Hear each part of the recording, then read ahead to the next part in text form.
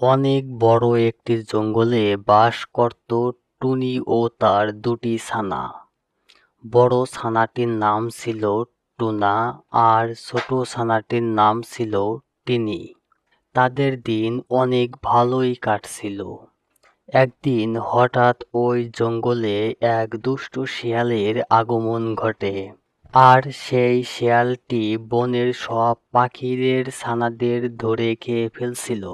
শিয়ালের ভয়ে বাসা থেকে কোনো পাখি তার ছানাদের বাহির হতে দিত না। একদিন টুনা তার মা টুনিকে বলল, মা মা আর কতদিন এভাবে বাসাতে বসে থাকবো? আমরা তো অনেক বড় হয়ে গেছি। আমাদের তো এখন খেলাধুলা করার সময়। আমরা যদি এখন বাসা থেকে বের হতে না পারি তাহলে আমাদের শরীর তো অসুস্থ হয়ে পড়বে মা। আমার যার এভাবে বাসাতে বসে থাকতে ভাল লাগে না মা। টুনা, আমার সোনা ছেলে, তুমি তো জানোই বাহিরের যে কি পরিস্থিতি। এমন খারাপ পরিস্থিতির ভেতরে আমি তোমাদেরকে কিভাবে বাহিরে যেতে দেই বলো? না না মা, আমি এখন অনেক বড় হয়ে গেছি। ওই শিয়াল আমাকে আর ধরতে পারবে না এখন মা। আমাকে ধরতে এলে আমি ওখান থেকে দ্রুত পালিয়ে আসব। তুমি কেন মিছামিছি ভয় পাচ্ছ মা, বলো? আমি সব বুঝি বাবা। আমার মন বলে তোরা যদি বাইরে খেলতে যাস তাহলে ওই দুষ্টু শিয়াল তোদের খেয়ে ফেলবে। না, তোদের বাইরে যাওয়া লাগবে না বাবা। তুই আর তোর ভাই মিলে বাসাতেই খেলাধুলা কর। আমি ততক্ষণ যাই, দেখি জঙ্গলের ওই শেষ প্রান্তে কৃষি জমিতে কিছু ঘাসফড়িংয়ের জন্ম হয়েছে। ঘাসফড়িং কৃষি ফসল খেয়ে সব নষ্ট করে ফেলছে।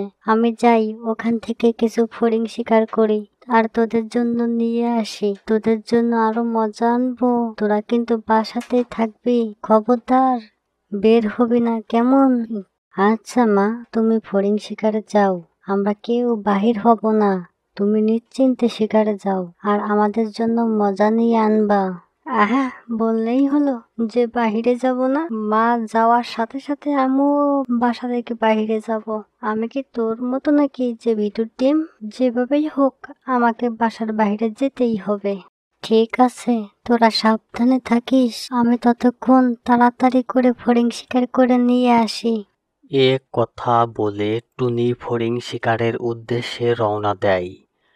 আর এখানে টুনা মনে মনে বাহিরে যাওয়ার ফন্দি আঁটতে থাকে যে কিভাবে টিনার চোখ ফাঁকি দিয়ে বাহিরে যাবে। তখনই টিনা টুনিকে বলে, ভাইয়া, এই ভাইয়া, চলো আমরা একসাথে বাসায় বসে খেলাধুলা করি। মা তো বললই বাইরে যাওয়া যাবে না। এই দুপুরে কিসের খেলা? এখন ঘুমানোর সময়, এখন ঘুমাতে হবে। আমার এখন অনেক ঘুম পাচ্ছে। তুইও ঘুমা, আর কোনো কথা বলবি না। আমি যা বলছি তাই কর। চল এখন ঘুমাই। ঠিক আছে ভাইয়া, চলো আমরা ঘুমাই তাহলে। এটা যে টুনার চালাকি তা কিছুই বুঝতে পারে না টিনা। এর কিছুক্ষণ পরেই টিনা ঘুমিয়ে পড়ে।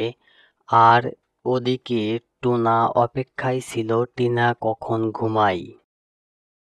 এই তো এখনই আমার বাইরে যাওয়ার সময় হয়েছে। টিনা ঘুমিয়ে পড়েছে। আমি এখন বাইরে যাব। আহা, কি আনন্দ আকাশে বাতাসে। এই বলে টুনা বাসার বাহিরে চলে যায়। আর এদিকে টিনা কিছুই বুঝতে পারে না। টুনা বাহিরে আসতে পেরে অনেক আনন্দিত হয়ে আছে আর বলে, আহা হা, বন্দি জীবন থেকেও যেন মুক্তি পেলাম। কিন্তু এত বড় জঙ্গলের ভিতর আমি একা, কেমন যেন ভয় ভয় লাগছে। দুষ্ট শিয়াল আবার চলে আসবে না তো? আমি তো ভালো উড়তে পারি না। যদি শিয়াল চলে আসে, দূর কিসের ভয়, আমি যে এখানে একা আছি শিয়াল তো জানেই না। যাই, আমি ওই নদীর ধারের কাছ থেকে ঘুরিয়ে আসি। আবার ওদিকে মা বাসায় ফেরার সময় হয়ে গেছে। মার বাসায় ফেরার আগেই আমাকে বাসায় ফিরে যেতে হবে। এই বলে টুনা নদীর ধারে যাওয়ার উদ্দেশ্যে রওনা দেয়। তার বেশ কিছুক্ষণ পর টুনি ফড়িং শিকার করে বাসায় ফিরে আসে এবং দেখে টুনা বাসায় নেই আর টিনা ঘুমাচ্ছে। এই দেখে টুনি বলে, টিনা, এই টিনা, ঘুম থেকে উঠো বলছি। টুনির ডাকাডাকির শব্দে টিনার ঘুম ভেঙে যায় আর বলে, মা মা, আমার জন্য কি আনছো মা? আমাকে দাও। টিনা, বাবা আগে বলো, তোমার ভাইয়া টুনা কোথায়? মা, আমি আর ভাইয়া তো একসাথে শুয়েছিলাম। আমি তো ঘুমিয়েও পড়েছিলাম। আমি তো কিছুই জানি না যে ভাইয়া কোথায় গেছে। মা, মা, ভাইয়া আবার বাহিরে ঘুরতে যায়নি তো? টিনার এমন কথা শুনে টুনি অনেক চিন্তায় পড়ে যায়। হ্যাঁ, তাও হতে পারে। চলো, টুনাকে খুঁজতে হবে। জানি না আমার টুনা কোথায় আছে, কেমন আছে। চলো তাড়াতাড়ি বাহিরে যাই। এই বলে টুনি আর সানা টিনাকে নিয়ে বাসা থেকে বের হয় আর তারা টুনাকে খুঁজতে থাকে। তারা দুজন খুঁজতে খুঁজতে জঙ্গলের অনেক গভীরে চলে আসে আর ডাকতে থাকে। টুনা, টুনা, শুনতে পারছো আমার কথা? টুনা, কোথায় তুমি? আমার কথা শুনতে পেলে সাড়া দাও। টুনা, টুনা, কোথায় তুমি? টুনা, বাবা আমার। এদিকে টিনার কোনো সাড়া শব্দ আসে না। টুনি আরো অনেক চিন্তায় পড়ে যায়, আবার খোঁজার উদ্দেশ্যে রওনা দেয়। আর খুঁজতে খুঁজতে টুনির সাথে একটি কাকের দেখা হয়ে যায় আর বলে, কাক ভাই, কাক ভাই, তুমি আমার টুনাকে দেখেছো? আমার টুনা কোথায় আছে? তাকে আমি খুঁজে পাচ্ছি না কোথাও। তোমার টুনা কিনা তা তো আমি বলতে পারবো না, তবে একটি ছানাকে ওই নদীর পাড়ে যেতে দেখলাম। ওদিকে তো শিয়াল থাকে, যেয়ে দেখো, পেলেও পেতে পারো। তবে তুমি কিন্তু ছানাকে নিয়ে সাবধানে যেও। শিয়াল তো অনেক দুষ্টু, ও যাকে পায় তাকে খেয়ে ফেলে। সাবধানে যেয়ে কিন্তু তোমরা দুজনই। তোমাকে অনেক ধন্যবাদ কাক ভাইয়া। কাকের এমন কথা শুনে টুনি নদীর পাড়ে চলে আসে। খুঁজতে খুঁজতে এক সময় তারা দেখে নদীর পাড়ে কিছু রক্ত পড়ে আছে। এই দেখে টুনি আরো অনেক ভেঙে পড়ে এবং একটু সামনে এগোতেই দেখে টুনির বান্ধবী চড়ুই। বান্ধবী, আমার টুনাকে কি তুমি দেখেছো? আমার টুনাকে কোথাও খুঁজে পাচ্ছি না। হ্যাঁ, দেখেছিলাম। আমি কিছুক্ষণ আগে এখান দিয়ে বাসায় যাচ্ছিলাম। হঠাৎ দেখলাম তোমার ছেলে টুনা একা একা নদীর পাড়ে খেলা করছে। তাই দেখে আমি টুনার কাছে চলে আসি। আরে টুনা যে, তুমি এখানে কি করো একা একা? আমি তো এখানে খেলা করি। আগে বলো, তোমাকে একা আসতে দিয়েছে কে? তুমি জানো না জঙ্গলের পরিস্থিতি কতটা খারাপ? ওই দুটো শিয়ালের কারণে আমরা কেউ বাসা থেকে বের হতে পারি না। সব সময় ভয়ে ভয়ে থাকি।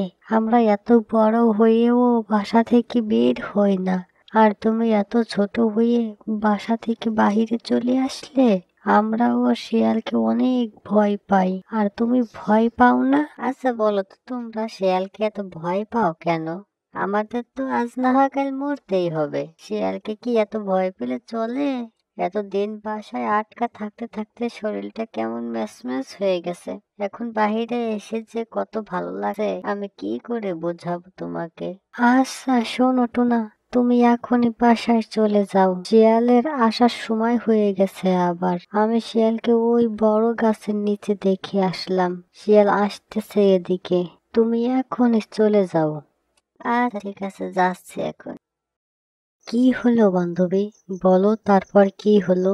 তারপর আমি আর টুনা বাসায় ফেরার উদ্দেশ্যে রওনা দেই। এরপর আমি টুনাকে বললাম, আচ্ছা টুনা, তুমি বাসায় চলে যাও। আচ্ছা ঠিক আছে। তারপর আমি উড়াল দেই আর টুনা হেঁটে হেঁটে বাসায় যাচ্ছিল। কিছুক্ষণ পর হঠাৎ করে টুনা চিৎকারের আওয়াজ শুনি আর দেখি